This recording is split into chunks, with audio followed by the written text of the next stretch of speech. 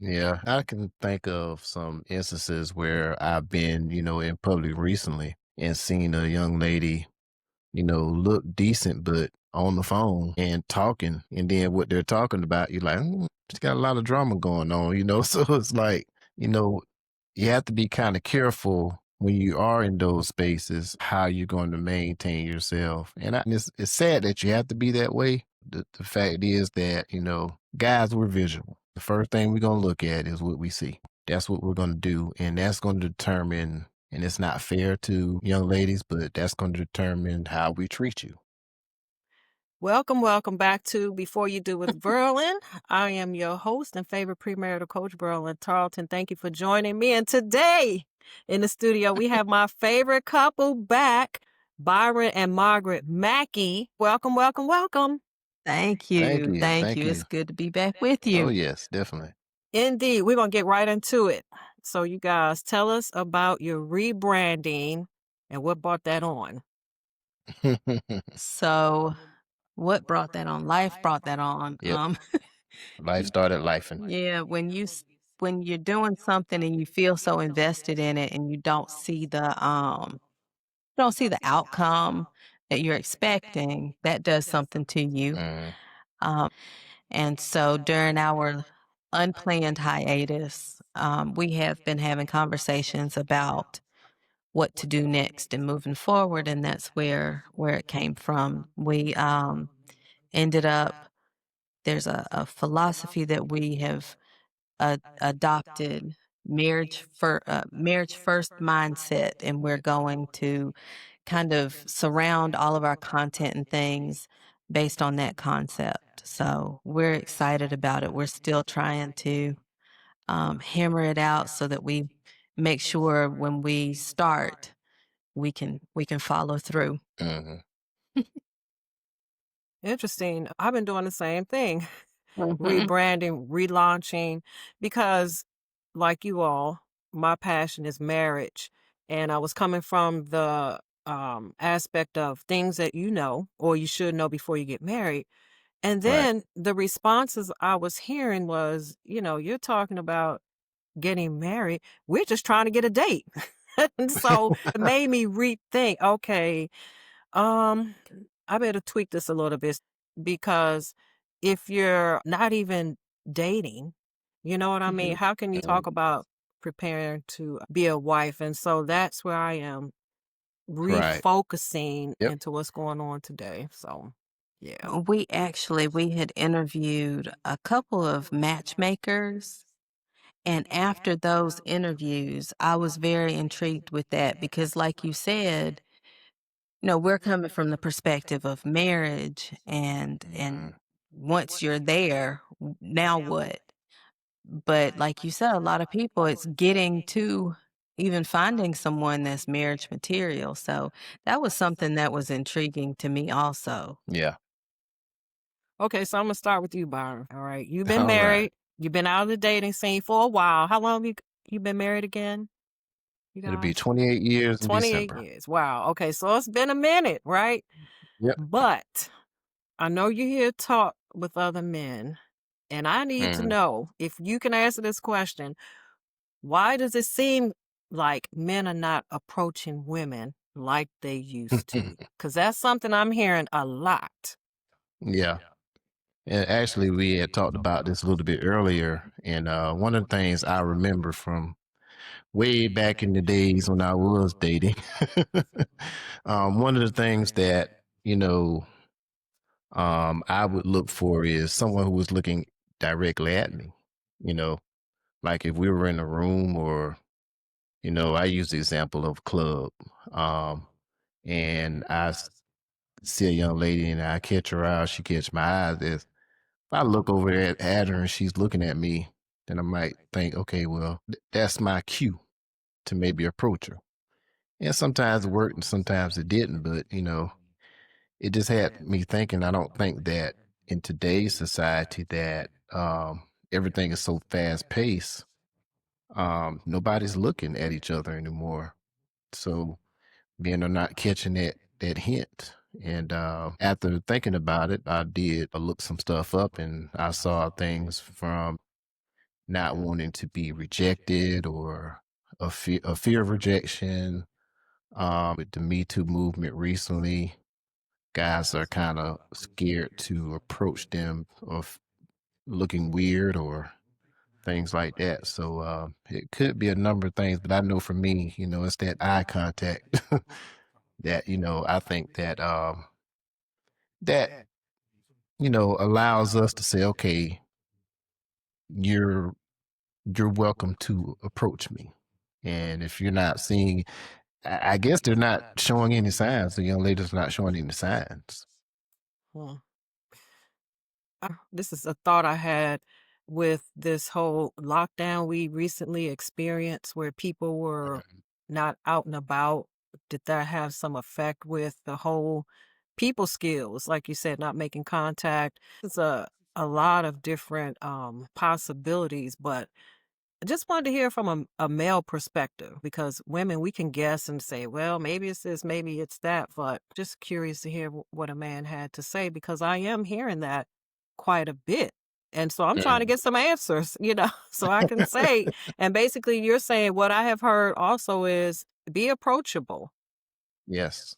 Be approachable. It's you said something about the pandemic time, but honestly, before that, being a teacher and seeing kids and how kids have changed over time, the ability to communicate, Mhm. they struggle with that. Yes. And between electronics and things like that, and then the political climate and how polarized things are, you have to be mindful of what you say and how you say it. Mm. We've just created a situation that doesn't make it feel comfortable and safe to communicate, period.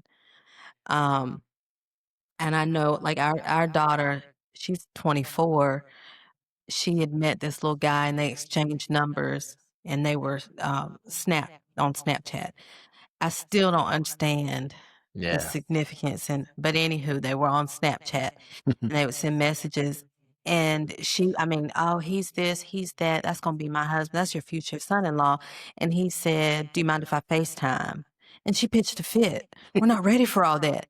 Ma'am, did you think y'all were gonna go from Snapchat to the altar without a conversation, without a date, Yeah. within so that lack of communication and not knowing how to communicate and process emotions and feelings, like a lot of that comes into play as well. Hmm. Yeah. And it's a lot different too when you're texting someone a question versus asking them, even on the telephone, like we had to do back in the day. You could hear the sigh or the pause or the, oh God, he asked me this question. Mhm. You could hear all of that. And I The think that, rejection is yeah, that the rejection. Yeah. okay? But according to a lot of guys online, it's that rejection is what they fear. They fear that Hmm. rejection. And I mean, I think about it in my time, like I'm like, okay, well, I got turned down. She didn't want to talk to me. Okay, well, on to the next one. See, that's I just don't think these newer generation of young brothers can accept that. It just, That's that's you know, part of it too, not being yeah, able to process it as it's okay and just move yeah, on. yeah, But also on the flip side of that, the rejection and the expression of that rejection has changed. And mm, so, whereas when we were younger, I could say no, thank you, whatever, and walk off. Now it's expected that if I'm going to say something, I'm going to say something nasty. It's going to be yeah, loud. I'm going to be belligerent. We got to record it because it needs to be, mm, post worthy and yeah, go viral. So there's so much that goes into all of it because society has changed so much. And the expectation in terms of communicating with people and being respectful and things like that. It's just all so different. yep. It almost sounds like coping skills. Oh That's yeah, something that's I major. mean, And I remember being in high school, this happened a couple of times. I grew up in the city in Washington, D.C. And so we had to walk to school or we had to catch public transportation. There were no buses. right. And so Mm, I would be walking down what we call the avenue, Georgia Avenue. And mm, I would be walking I was going to school and, little young fellas, they roll the window down. Hey, how you Yeah. doing? Hello, can I Mhm. get that number? And I would say, no. And they would say, well, you ugly anyway. Right. Oh, yeah. Oh, yeah. But you Yeah, That weren't yeah, was how yeah. they asking. coped, that was their Yeah. Oh, coping yeah. mechanism. Yeah. And I'm sure they went on to the next person, and while that Mhm. that may not be the best coping skill, And but they but it cope with it, right? And they right, went on to the next Yeah. person. And I mean, I didn't feel right. bad about it. It was like, oh well, and I just kept on getting on down the street. But to fear rejection, And I we don't have like I said, I've been in education for 20 years. I've seen how kids have changed. so Yep. coping. Okay, so what do you say, Margaret, to the women who are saying, I'm not being approached these days? And I'm talking about grown women who want to get married, not Mhm. out here playing games. So that's something we've talked about, and I go back and forth because I'm a woman, and I feel that there are certain things that certain ideas that we shouldn't be shackled to, but at the same time, there's truth in some of it. And so, the idea of being feminine and allowing a man to be a man, I get it, but I also get why that's off putting to some. But the thing about it is, if we take all of those words out and just look at it as this is a partnership, I want to be treated with respect. You want to be treated with respect. And we want this to work. We're not going to worry about what society says about being a feminine woman or being a masculine man. And we're going to act as two humans that respect, love, and like each other. Um, but I do see where that independent woman thought process has it's blown up and changed into something that's negative. But I also get that that comes from having a need to be independent and do what needs to be done when you have to. So I think that we have to put everything aside that society tells us and do what works for us, what feels good for us, and makes us happy within our situation. Um, and sometimes that means that we have to put pride aside. Sometimes that means we have to put self aside. I know for me, I had to learn to share. Mhm. Um, and and I had to learn how to everything doesn't need to be voiced. And for those things that I need to voice to him, I learned that I need to do it in a certain way so that it's not causing more harm than good. Takes a lot of self reflection, and sometimes you have to put pride aside and be the big girl. Mhm. One of the things I think I believe is missing today is mentorship of older women, whether it's your auntie or big mama. The overall talking to younger women, like you stated, in terms of being approachable, what does that look like? Of course, it doesn't look like you just walk around grinning all the time, smiling at Right, everyone, Mhm. but right. there is a certain character, and you brought up the word feminine. I think in a way that is a thing that's missing. Just the overall class, being able to wear a smile. I say sometimes one of the best things you can wear is a smile. You don't have to Yep. over project. You know what I Mhm. And mean? see, that's where I go back and forth because I don't want to have to fit anything, but at the same time, I do realize that there's a need for those things. And like you said, if I'm a woman, if I'm single and I am wanting to meet someone, then I do need to make certain that I am approachable and I look like I'm interested. Um, and I need to understand that there's no shame in that. I think that's what a lot of people feel too. You get in a group with your friends and we're independent, we're boss babes, we're this, we're that, and you don't want to be the odd one out and say, "Yeah, but I want to be married." And at some point you have to decide, okay, is it more important to be a part of the group or is it more important to do what I need to do to prepare for what I want in life? And Mhm. Exactly. and there's no shame in either of those. There's no shame in wanting to have a mate. There's no shame in not wanting one.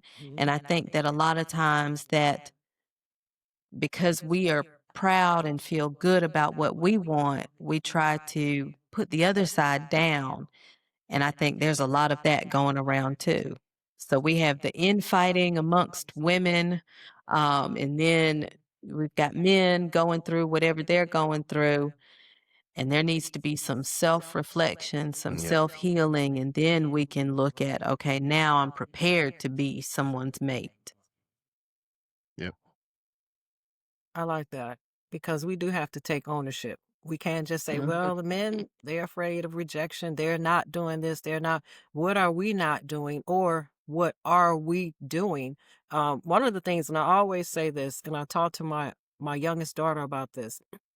I remember back in the day, right, being a teenager and seeing how women carried themselves in public and how they projected. Well, we went from classy to comfortable.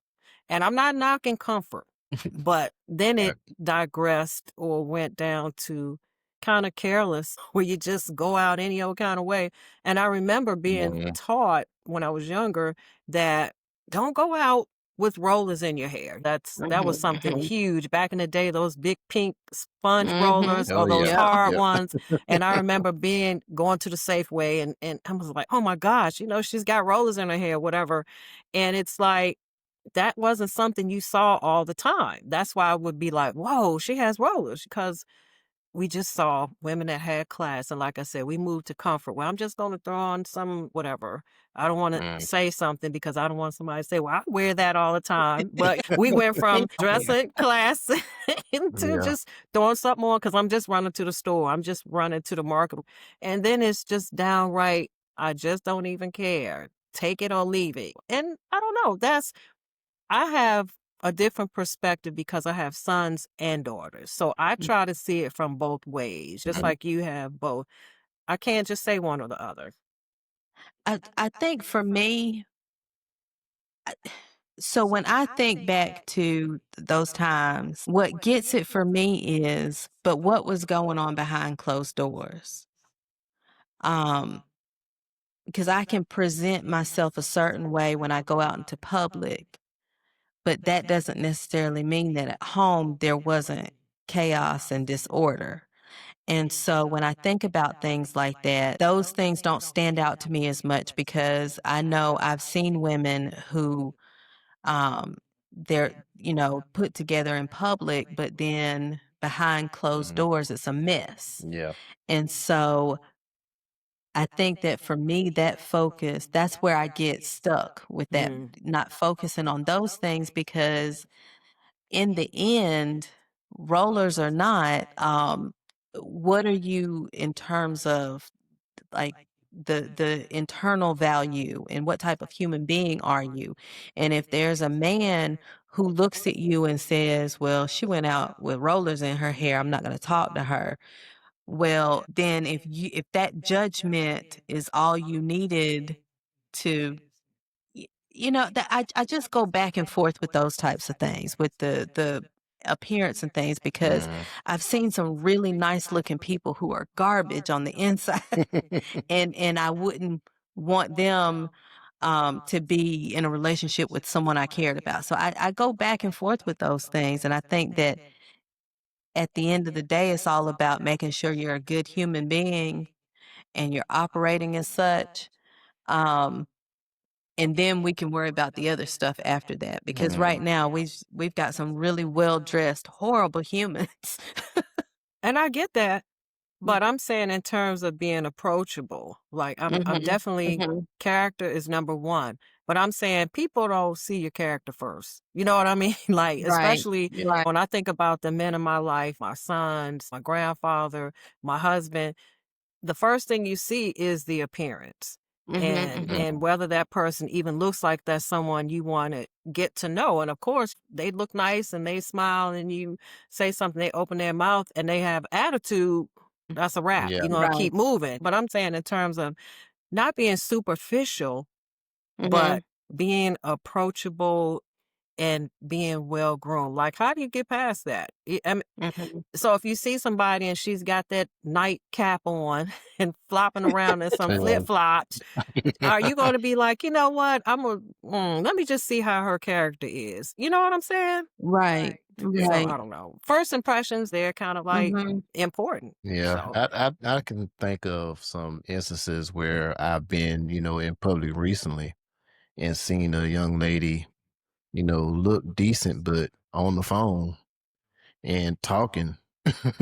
And then what they're talking about, you're like, she's got a lot of drama going on. So it's like, you know, you have to be kind of careful when you are in those spaces, how you're going to maintain yourself. And it's sad that you have to be that way. But the fact is that, guys, we're visual. The first thing we're going to look at is what we see. And, that's what we're going to do. And that's going to determine, and it's not fair to young ladies, but that's going to determine how we treat you. I think too that it depends on what the woman is like. If someone is truly looking for someone, then to be cognizant of Yeah, those that's things true is one too. thing. Yeah, But if I'm just going to the grocery store, that's true too. then Yeah. so I guess if there's someone who that's something that they're seeking, then that's one Hmm. thing. But Yeah. um, I don't even think that mindset. I don't think that young people have that mindset though. I don't think it's they don't meet people in person anymore. No, they don't. They're meeting people online. And when I say meeting, I mean like random.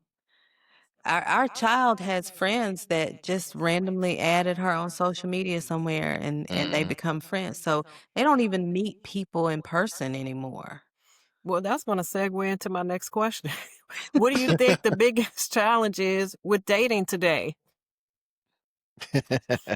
It's the daters.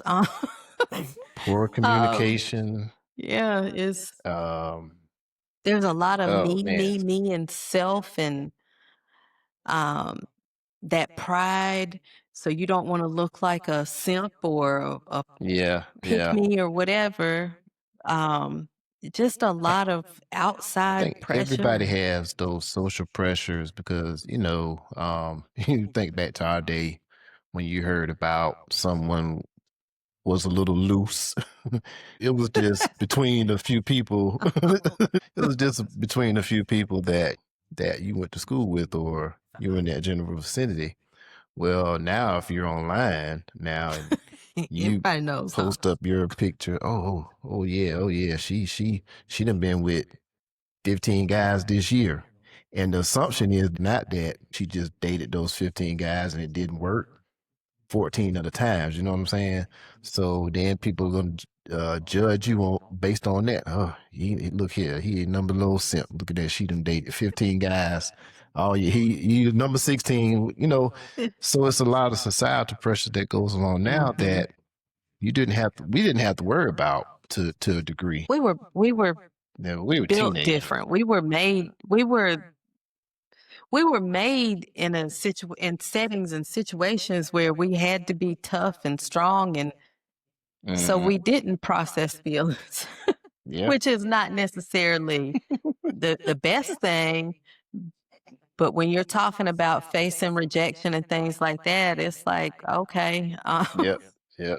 Exactly. So it's different. And so, like you said, you're going through this process of trying to rebrand and figure things out.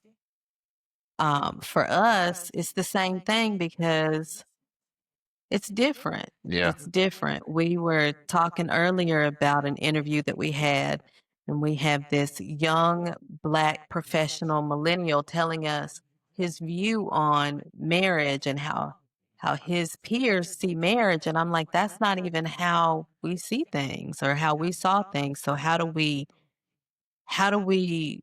provide support and guidance if their reasons for marriage are even different? Something that interesting happened to me yesterday. As a matter of fact, I was at the gym and I ran into an acquaintance, that I hadn't seen in quite a while. And I knew that he had gone through a divorce a couple of years back. And so, we were just talking in general, and he said, he was talking about the dating scene, and he's in his 50s. And he said, the sad part about it is a lot of these women, they get on the first date and they want to know where relationship is going. And then they want to go from first date to marriage all of a sudden. And it's like, well, I don't have the time to get to know you. I just want steak dinner right now. I don't want I think I can tell you where life that choices. comes from, though. I think that comes from wanting to know what your plan, like, Right. is this even Right. something you're Intentions, yeah. thinking about? Because you're not going to waste my time. And I think that once Yeah. you get a certain age, we're not going to waste time. Yeah, and he's not the first person I've heard say that. You know what I'm saying? Oh, over the years, a lot of guys have been saying that. My uncle was saying, But they go out have on a date, and first thing they want to bring up is marriage, or they want to talk about past relationships, or want to have all these. They don't know how to date, I don't think. But the same can be said about the men who don't understand the intent in that questioning. Yeah. I understand why. You get to a certain age, you want certain things. I don't want to waste my time. So I can see, maybe the delivery is off, but I can see definitely setting those intentions early. I could see maybe asking that on the second date, because Yeah. to me, Not the on the first. first date, you don't even Second know or if you third want to date. ever see this person again. Suppose they're Right, rude to the right. person that's serving. Don't leave a tip. Like, you can say, okay, well, I'm glad I didn't bring that up, because it will not be a second date. But if it's a Right. second Right. date and this person is looking like, okay, this is going good, or maybe a third date. But yeah, I don't think I would bring that up on the first date. Right. Because not the first date, but Right, definitely right. early. Yeah, sometime Definitely. early, definitely. Yeah, you don't want to invest your time, and the man should be, since he's the one saying it, he should be glad too. That means he's saving Right. himself some money, Oh right? yeah. Right. Exactly. So, Yeah. I'm not going to keep Mhm. taking you out, and you basically are saying, hey, if you don't want to get married. So, yeah, that's a good thing. Set the intention up front, Mhm. because Mhm. it's a difference in being in your 20s and your 50s. Right. We're Right. not here to Exactly. play these games. So, Right. yeah, Oh yeah. I get Right. that. I think for me, and this is even before the big pandemic, I think just getting out there when you get to a certain age, and I mean leaving the house literally. I don't mean getting in a dating world. Just Mhm. leaving the house, period. Like, that could be almost a chore. I remember my Right. 20s and early 30s. I was ready to go. Yeah, let's go eat out. Let's hang out. Let's Yep. do this. But the older you get, like, you're Mm. just like, man, it's so nice in my house. It's so Yep. peaceful. Yeah. I don't even Oh want to yeah. go out. But I'm like, well, how can you meet people if you're Right. only ordering online, you're getting DoorDash, everything is Yep. done on a computer. Yep. You're not Yep. even going outside to get your groceries. You're not going to. Right. So I think that's the thing too. Yeah. People have lost their ability to be out in public and make Mhm. contact and actually communicate when everything can be done online. Right. Exactly. Right. Exactly. And it's a big issue in terms of communicating with people just in general, but especially with relationships. And then, okay, so especially when you're older, understanding the intent early in is important. But that doesn't equate to let's rush into everything, Yeah. or especially with young people, let's procreate before we decide whether we like each other, because now you definitely Yeah. are perpetuating that whole cycle. Give yourself time to see those red flags before. and accept them, Yeah. Exactly. even if you don't want to accept them, Mhm. because in the long run, it's going to be better off to go ahead and make a clean break early into it Yep. than to be married and into the meat of things and then realize I should have paid attention to those flags earlier. So what do you guys think about online dating in terms of moving towards marriage? And do you know anyone who's been successful with it, and would you encourage your children to do it? So I have a cousin who, way back when, Yeah. I can't remember. I always forget It if was it's eHarmony. Match. It was Yeah. eHarmony. They were actually on one of the commercials. So that tells you how long ago it was because Wow. TV had commercials. And they are still married. Their child, they both had children from their previous marriages. So this is the second marriage. Their child that they had together just graduated last year, maybe. So Think they've so. they've been together. Um, and I often think about their story as a success story. We have interviewed two couples, I think, who have Yeah. met online. Online, yeah. I think it's a dying option, though. I think that those were probably the last ones to get something meaningful from it, Yeah. unless something changes, because now it doesn't look very I favorable. think because I think they get blindsided by the Tinders and the apps that are known for hooking up. You kind of, I think those good ones get kind of lost in the shuffle. And because of society and culture does things a certain way, the next thing you know, you got a bunch of people that's just swiping right to hook up, but Hmm. nobody's swiping for a marriage, or they're not swiping for a committed relationship. And I'm sure that there are some more success stories that are out there. It's just our media is getting flooded with those scams and those nightmare relationships or whatnot. I think the idea of it is good. Yeah. I'm an introvert, and if I can sit and select people that I have to then meet and interact with, that's beautiful for me. Because I don't do small talk. I don't like crowds, so I don't like interacting in crowds. Um, so that part of it I think is good. I think things like speed dating and single mixers and things like that are good depending on your area. Yeah. We after we interviewed the matchmakers, I said something about speed dating. I think that would be a neat event to host, but I don't think we would have a lot of participants. I think there would be a lot more women than men in our area. And I don't Yeah. know that men in this area would be open to something like that. Um, but I think there's value in stuff like that that gives you the opportunity to have these small meetings with people, or you can read what they want you to know about them to determine or not whether or not you Yeah. want to take that first step. Um, but just like anything else, people find ways to use it for bad. Yep. So would you encourage your children to do that? Online dating? They, I think, have profiles on different platforms. We try to steer clear with them. If they come to us, they come to us, Yeah. but we try to They've just model it always, I more think so they've than always, even like when they were in school, like never presented us with any type of relationship interest. Both of them, they were like, I'm thinking about seeing such and such. It was never that. So they've always tried to be secretive. Why? I don't know, because we've always been an open book with them and letting them know that, hey, we want to be a part of your life.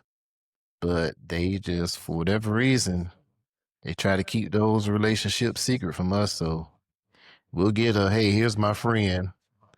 And then we'll be like, okay, well, let me meet friend. Well, we've been talking for a couple of months. Oh, okay. All right. Yeah. So they're a little bit different than us. now our daughter, like I said, she's made the comment, I'm never gonna have what you and dad have. And then when did we bring her that milkshake? Was it day before yesterday? Yeah, Sunday? day before yesterday. She texted, we were out running errands, and she said, bring me this, or can you get me this, please? And it was a milkshake, and we brought it for her. And she's online going, "This is why I'll never have a man. You see how good my parents are to me?" And so I told her, I said, "If you can't find a man that'll bring you a milkshake, he doesn't deserve you." No, they'll be Um, wanting to cash out. so right. So I think Cash out with me $5, I get your milkshake. I think they're both kind of discouraged with what they've experienced so Yeah, far. Both of them seem kind of discouraged with it. So I advocate whatever works. And if that's yeah. an app, fine. But make sure that you're meeting people who make you want to be a better person and who treat you right. But what And I will say is, I'm still an advocate for in-person meeting. Pay attention to those people when you go to the store. Pay attention when you go to, you spoken know, like a true extrovert. ladies hang out at Lowe's and Home Depot. No, Now, I that's good will advice. say, Yeah, where do women need to find the working good men? when I was in high school, I wanted desperately to work at like AutoZone or one of those stores like that. Yep. Um, but yeah, in person, I The young guess. lady that But works at the parts store gets hit on 90% of the day. yeah, but what's the quality? Yeah, I do. Now, back then, it was more about quantity for Yeah, me, but yeah. now I'm sure people want a little bit of quality mixed in. Well, when I think about online dating, I know in real estate there's a term that says location, right? Location is everything. And I Uh, wonder, is this a thing of location with me being, I'm in Virginia, and in the DMV, the metropolitan area, I don't know many people that do online dating, but I've right. been privy to folks are getting married. I have friends whose Mhm. children are in their 30s that are getting married, some in their mid 20s. As a matter of fact, my husband and I are going to a wedding in February. I don't know how old they are. I know they're not 50, maybe in the late 30s or early 40s.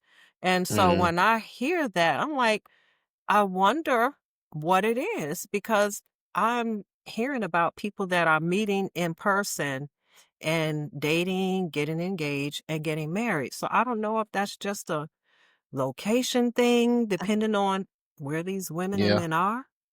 I think location is a big part of it because not only for the amount of potential people, but also the mindset. Mm, Yeah. Mhm. We're in the South. We're in mm, deep South. And so the thinking is different here. And so except for Atlanta, which is its own Yeah, that's his own mhm, country. It's its own mindset thing. there. But when you have those metropolitan areas with more people and the thinking is different, I think that it's viewed Mm, differently. yeah, and I've heard of more success dating wise for people who do have those longer distance, like one person's from Georgia, another person's from Indiana or something like that. I've heard success with those, but those are usually your professionals for the most part. But they tend to work pretty decently. mhm. Okay. Okay, so let's say we can get past dating and we can actually get married, right? Mhm. Then we have to figure out how to meet the challenges of staying married, right? Beyond I do. So, Beyond what I are the do. biggest challenges that you guys are aware of, and how do couples overcome them so that they can stay married? Biggest challenge, I think, is the I word. Is what? Say it I, again. I, I. The Oh. I word. Getting out of me, getting out of I, and coming together to create a we situation. Mm. Because when you've been single for whatever amount of time, you like I'll take us for instance. We were teenagers when we met, and we were young adults when we got together.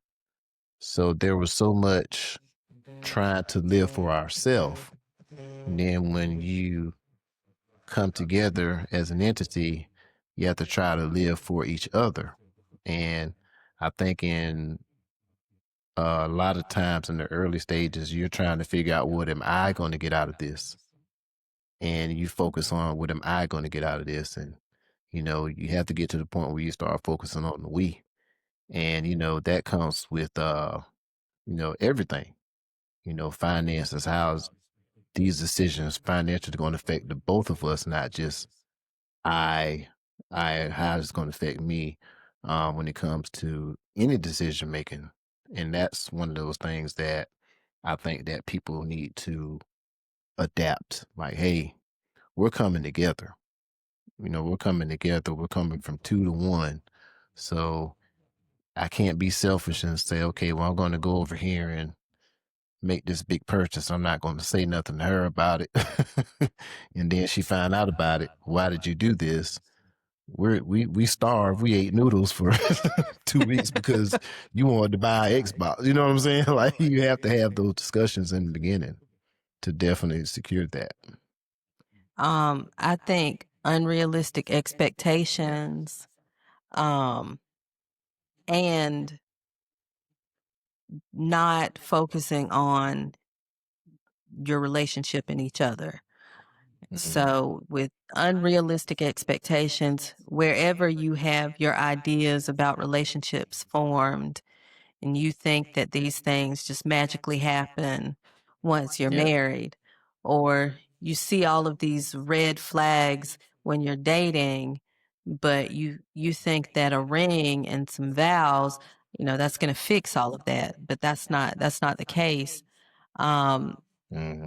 Once you get into it, it's harder to move away from it. So it's best that you go into things with a realistic expectation that, it's two people, two human beings, regardless of how much you love each other, there are going to be some times when you have to rely on liking each other and wanting to be with each other and wanting your marriage to be successful, because love is the last thing on your mind. So making sure that you're going into things with realistic expectation, and then making sure that you do what works best for the two of you as a couple, for your marriage, and not what society says, not what friends say, not what your family says, but what works best for the two of you. And you are not going to have grandma and granddaddy's relationship. Their 50-year relationship in 2 to 3 years. That's not going to happen. No, it's not. That's I'm good to sorry. point out. I remember when we did our last podcast, you all stated, let me make sure I'm quoting this correctly, something to the effect of, it's not about me, it's not about him, it's about the relationship. Is this going to work for the marriage? And I Right. remembered that, and I think about it. Let me see. Is this about me, him, or how is this going to affect our relationship? And I think that was huge. And I mean, it's almost been 28 years, and I still have to stop myself sometimes because this is not what's best for us. And so it's not something that goes away. It's a conscious decision that you continuously make. And like he said, um, it doesn't happen overnight. We've always been close, but we continue to grow closer. That's just a part of the process. So to look at our relationship and say, I want to be like that, or I want that type of relationship, then realize that it's going to take time. It's going to take effort from both parties. It's going to take commitment from both parties to get to that point. It doesn't just happen because you say so. Yeah. And intentionally investing in your partner's time and energy and their likes and their needs and their wants and their goals, just intentionally being there for them and investing that time, and everything will pan out. There's one thing I've learned, and some people may disagree because I think we all believe to a certain degree that people can do whatever it is they want to do or whatever they put their mind to do. And I agree with that. But I've also learned that sometimes we can put demands on people, and maybe, well, in particular, our spouses, they don't have the capacity to do the thing that we want Yes. them or even need them to do. and how we need to just give them grace and just Mm, understand I Mm. may never get this in this right. marriage, Yes. and I'm going to Yes. be okay with that because we take it personally to think he won't Mhm, do mhm. this, she won't do that. Why can't Mm. maybe Yes. they just don't have the capacity. And that's a hard thing for someone like me to try to grasp. Mhm. And I think too, there has to be grace in what it is we're asking. Um, Sometimes what's important to me is not important to him. And that's okay. We're two different people. As long as it doesn't impact our marriage in a negative way, that's okay. And I think that sometimes people think, oh, we have to be on the same page about everything, Yeah. and that's just not the case.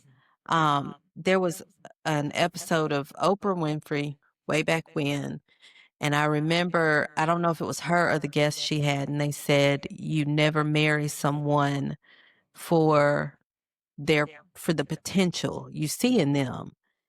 And for a long time I was like, yeah, you don't marry somebody for their potential.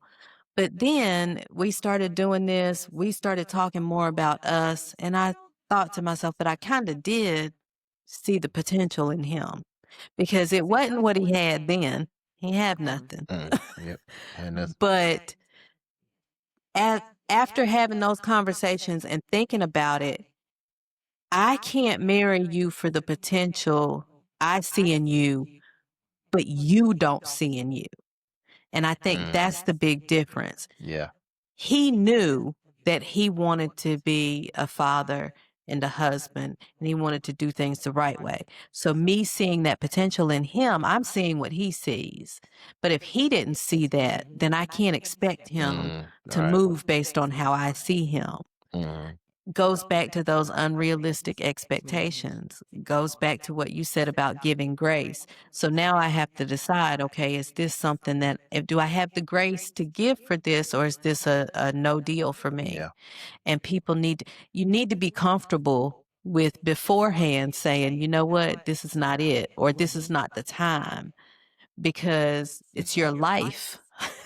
It's a lifelong commitment you're making. Yes. And if you're And hesitant going into it, I think that in and of itself is a red mhm. flag. And I will say that, in some cases, no does not mean no forever.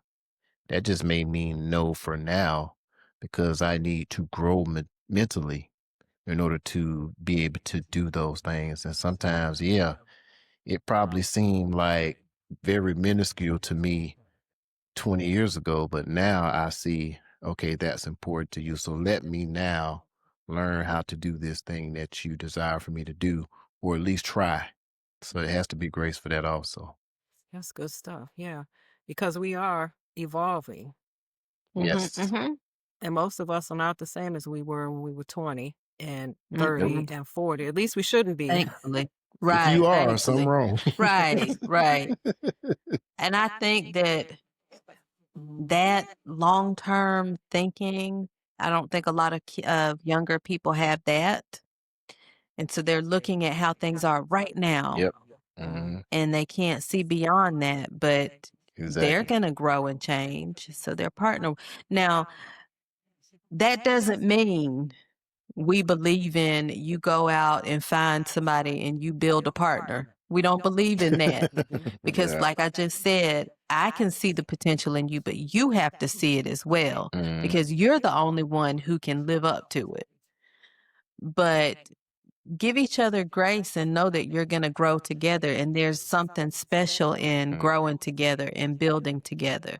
We came together with nothing except our son. Yep. We came together $0. with nothing except our son. So it makes me appreciate everything that we have built together because we did it together. We were each other's biggest Hmm. cheerleader. We were each other's critique. If we were So going by today's standards, we wouldn't have we made it. wouldn't be together at all Nah, because I nah, had no money. none, none. Okay, so I want each of you to finish this statement. One thing I wish I knew before I got married is. That's a good one. One thing I wish I knew before I got married is you want to go first? You want me to go first? Yeah, I'll let you go first. For me, it was the importance of self-healing. Um, I've only been in therapy for going on 5 years now, but and like I said, I think we've always been close. I think Mm, we've had bumps, but we've always had a good marriage. But the healing that I have experienced, the growth that I've experienced in therapy, I think, um, has benefited our marriage yeah. tremendously. And so that idea of self-healing, I wish I had have known that earlier. Hmm. And I would have to say, you definitely have to focus on becoming one. And I've heard it in scripture all my life, but I didn't know what becoming one was until I became. And just having that patience and that grace to, allow us to grow. That is, I wish I would have known that. So it could have been some things I could have done differently, but hey, if I did them different, we wouldn't be where we are. But If you say so. Well, speaking of doing stuff differently, one of the things I think about is that correction is a part of growth and it's not yes, personal. If your spouse tells you, okay, this is an issue, you need to work on that, instead of taking that personally, like, I'm a bad right. wife, I'm a bad person, I'm a bad woman, just to be Mhm. able to hear a corrective word, knowing that that's a part of personal growth. And it takes humility to be okay with that. And even if it doesn't feel good, to understand that it is good. Mhm. I think about, and this is my analogy.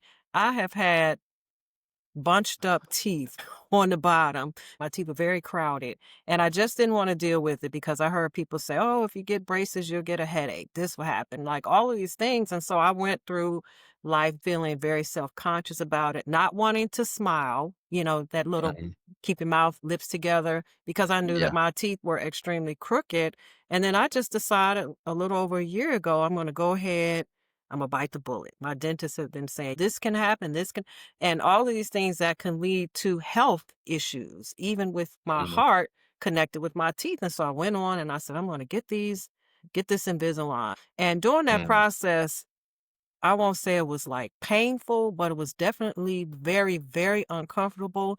I had to wear them at least 22 hours per day, and that meant all night. I had things on my teeth that would scrape the inside of my lip. Correcting my teeth was a huge endeavor, and it took over a Mhm. year. But after I got through the process, the end result was phenomenal. Instead of my teeth sticking out like that, to have them Yeah. lined up and corrected, like my Mhm. confidence was boosted because Yep. now I could smile because my teeth were not so crazy looking and crooked.